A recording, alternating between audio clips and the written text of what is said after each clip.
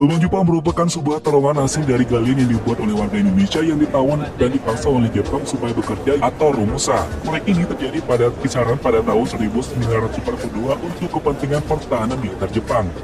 Hingga proyek ini rampung, lubang Jepang memiliki panjang terowongan sekitar 1.400 meter dan memiliki lebar sekitar 2 meter.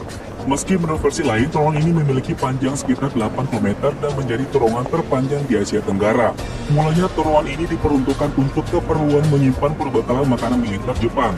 Namun lambat laun lubang Jepang ternyata memiliki fungsi lain seperti tempat pertemuan rahasia dan tempat pengintaian musuh.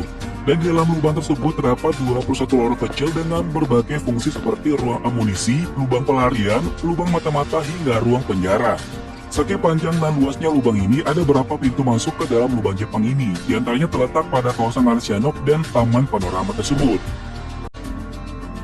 2. Pekerja didatangkan dari luar. Selain lokasinya yang strategis, di kota yang dahulunya merupakan pusat pemerintah Sumatera Tengah, tanah yang menjadi dinding terowongan ini merupakan jenis tanah yang jika bercampur air akan semakin kokoh.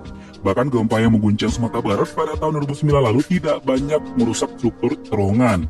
Diperkirakan puluhan sampai ratusan ribu tenaga kerja paksa atau rumusa dikerahkan dari Pulau Jawa, Sulawesi, dan Kalimantan untuk menggali terowongan ini. Pemilihan tenaga kerja dari luar daerah ini merupakan strategi kolonial Jepang untuk menjaga kerahasiaan mega proyek ini. Tenaga kerja dari Bukit Tinggi sendiri dikerahkan diantaranya untuk mengerjakan terowongan pertahanan di Bandung dan Pulau Biak. Orang Jepang pun memperlakukan sistem kerja berkelompok dalam proses pembuatan lubangnya.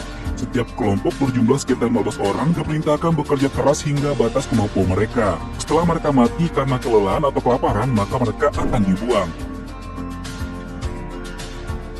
Banyak hal-hal unik yang diketahui dari proses pembuatan lubang Jepang ini, teman.